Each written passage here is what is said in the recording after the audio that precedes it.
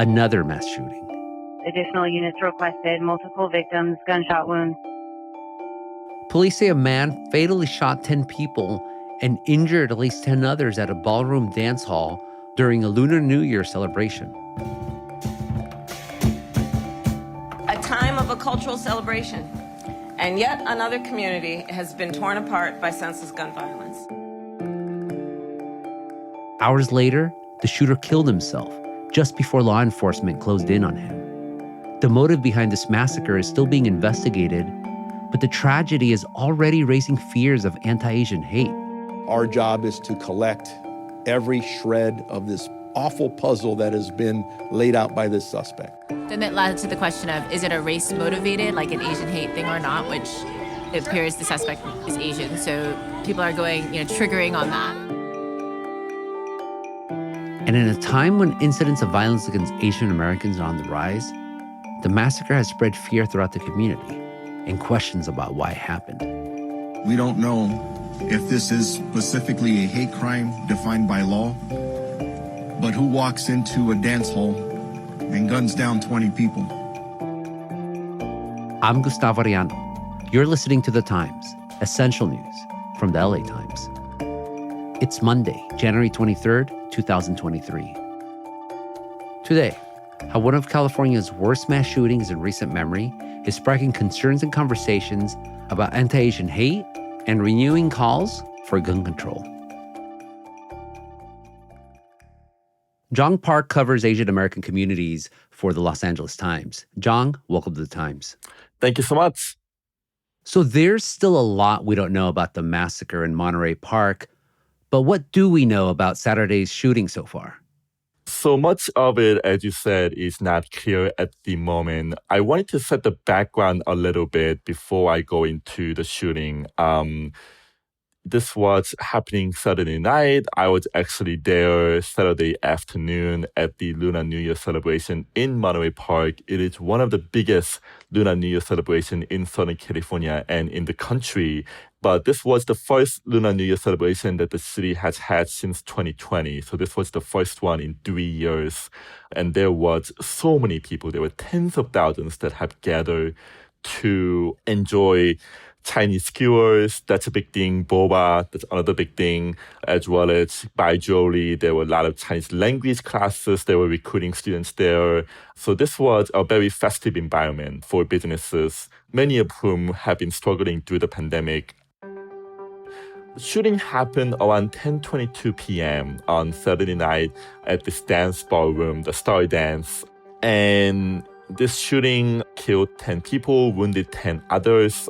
We do not know their conditions at the moment. They're ranging from stable to critical. And we are still trying to figure out what happened and what the motive is at the moment. But the description that authorities have given is that the gunman is an Asian male and that the gunman had shot himself in a white van in Torrance after engaging in some kind of a law enforcement issues Sunday morning.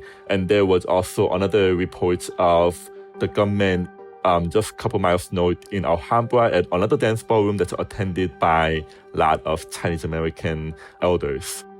So we are still trying to figure out what the relationship is between all of those events and figure out the motive.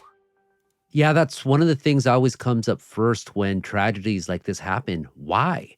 What do we know about the motive so far? Right. There's no specific motive that the authorities have identified. There were some talks that it might be more personal, something to do with the dance class or dance ballroom that it would happen at, but we are still trying to figure out. We're looking at every angle, whether it's domestic violence. The question was asked earlier about a hate crime.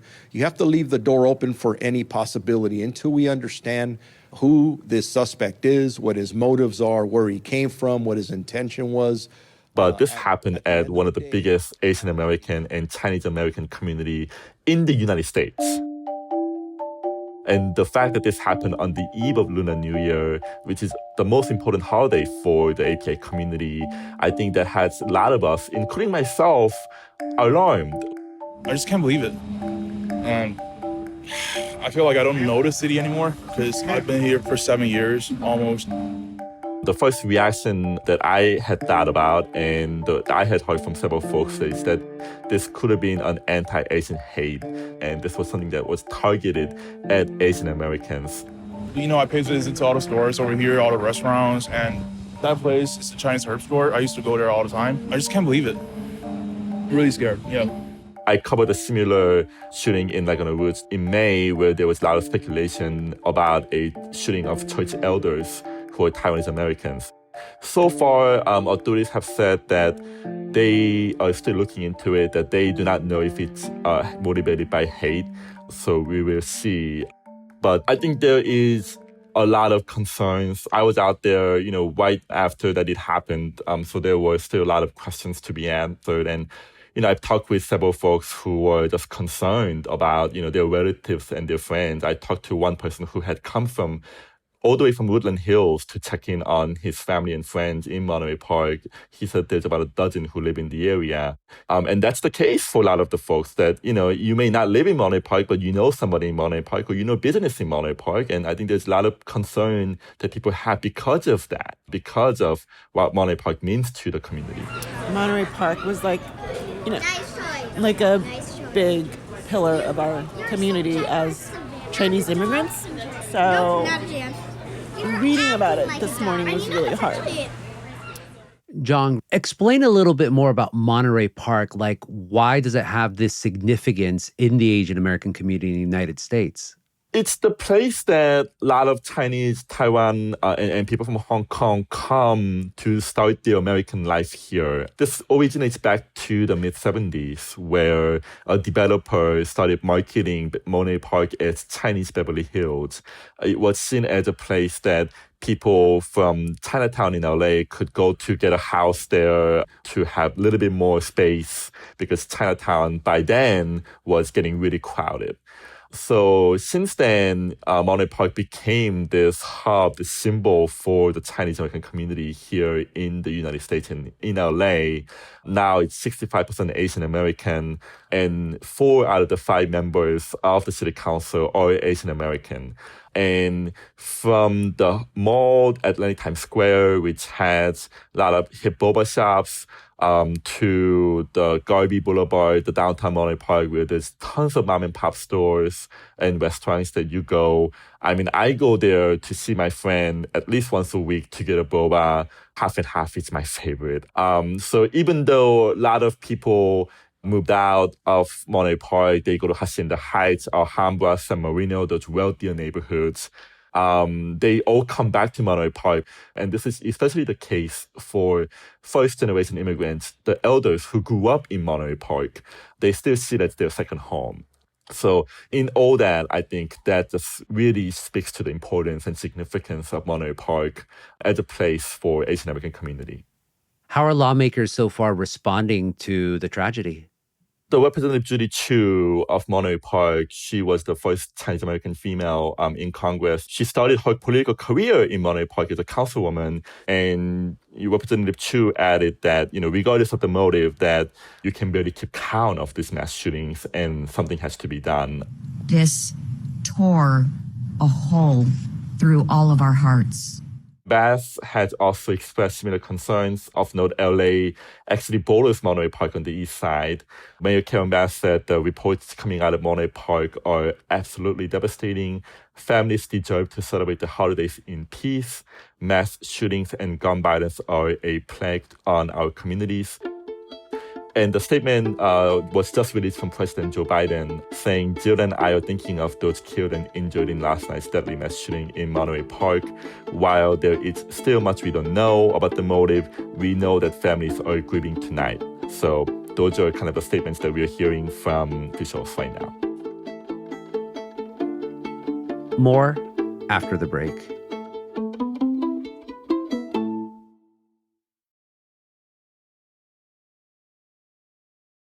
Jeong, you mentioned that when you first heard about the massacre, your first assumption was that it was a hate crime against Asians, because what happened in Monterey Park is happening at a time where anti-Asian hate crimes have been skyrocketing in recent years. What's the latest numbers? Yeah, here in California, hate crimes against Asian Americans, we've seen a huge increase over the last few years. We have seen another year of triple-digit percentage increase in 2021, with crime increasing 177.5% from 2020 to 2021. And 2 years ago, about 8% of race-based hate crimes involved Asian Americans. In 2021, that number rose to 21%. And last year, I wrote a story about a poll from the Pat Brown Institute at Cal State LA that showed that 2/3 of Asian Americans in LA County are worried about being a victim of a racial attack, and that 80% said racism has been a serious problem during the pandemic. So it is something that is concern to a lot of Asian Americans right now in LA. Yeah, you just hear about it, immediately you fear for the worst. And whatever the motives, what happened in Monterey Park, it's one of California's worst mass shootings in recent memory. How does it compare to other mass shootings that have happened across the state? This comes 5 days after 6 people, including a 10-month-old baby and his 16-year-old mother and grandmother, were killed in Goshen in Tulare County. There was obviously the borderline shooting in Thousand Oaks that a lot of people will remember, where 12 people were killed in 2018. There was also a event in Covina in 2008 in Christmas Eve, where a man dressed as Santa Claus had entered a home and killed 9 people, including the gunman's former wife and her parents. So this, unfortunately, is not unprecedented. I mean, this has a lot of history, and there were, unfortunately, other examples that are happening in the state that are of this magnitude. Yeah, it's just terrible.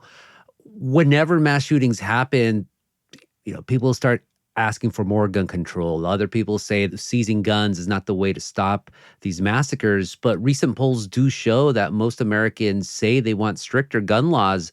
California already has some of the most restrictive in the country. But the people that you were interviewing in the wake of the Monterey Park massacre, what were they saying about gun control?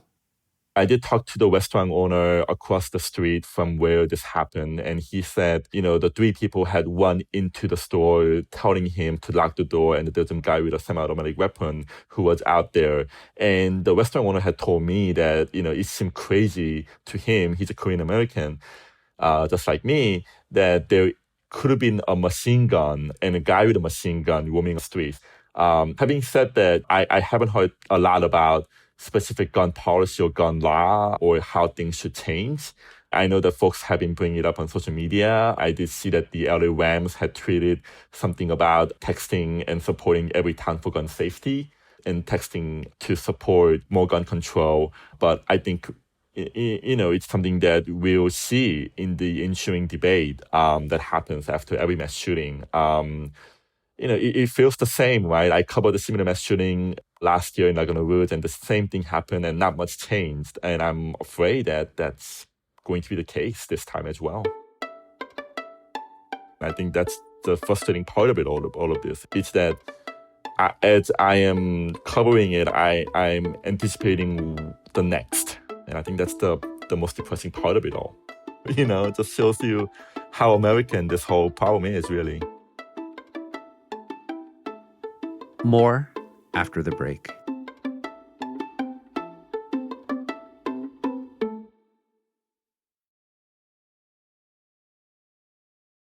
Jeong, reports of anti-Asian hate crimes began to tick up in early 2020. You mentioned this earlier, especially as COVID-19 spread and the Trump administration blamed China for the pandemic. But Trump's out of the White House, the pandemic's waning. Why do you think we've yet to see a drop in anti-Asian hate crime? And not even a drop, but in that time, we've seen a dramatic increase. It's so tricky, and I think there is no one or even two answer to this. I would say the one factor that could be positive is that there is a lot more heightened awareness within the Asian American community to talk about the discrimination and bigotry that they face and to report to organizations like Stop API Hate. And that's why some authorities say it's not necessarily a bad thing to see an increase in that number. Having said that, there are also plenty of negative reasons. We still see a lot of anti-Asian rhetoric on social media and elsewhere. And there's still, I think, a lot of pent-up frustration that people have about anti-Asian sentiment. And there's obviously the looming factor of China and the influence that China is having, and some of the media coverage that kind of struck that anti-Chinese sentiment as well. All of those, I think, are contributing to what we see as this increase in anti-Asian hate. Finally, Jeong, in the wake of the Atlanta day spa massacre, where in 2021, where you had 6 Asian women killed, that really impacted the Asian American community in terms of activism to fight anti-Asian hate, but also in terms of gun laws. What do you think is going to happen next for the Asian American community in the wake of Monterey Park? I think it's something to be seen, and it's something that we don't have an answer to at the moment. I just got off the phone with the mayor and council member of Monterey Park, who said that they are still trying to figure it out.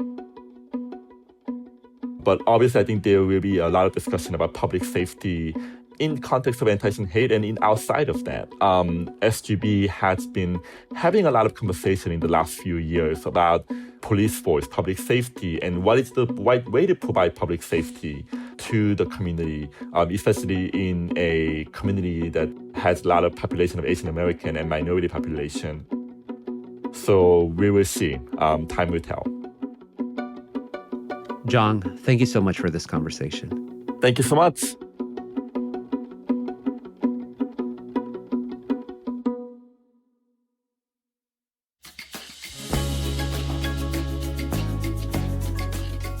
And that's it for this episode of The Times, Essential News from the LA Times. Kinsey Moreland and David Toledo were the jefes on this episode. It was edited by Hilba El Orbani, and Mario Diaz mixed and mastered it. Our show is produced by Denise Guerra, Kasha Brosalian, David Toledo, and Ashley Brown. Our editorial assistants are Roberto Reyes and Nicolas Perez. Our fellow is Helen Lee. Our engineers are Mario Diaz, Mark Nieto, and Mike Heflin. Our editor is Kinsey Moreland. Our executive producers are Jasmine Aguilera, Shani Hilton, and Hilba El Orbani. And our theme music is by Andrew Eatman. I'm Gustavo Arellano. We'll be back Wednesday with all the news in Desmadre. Gracias.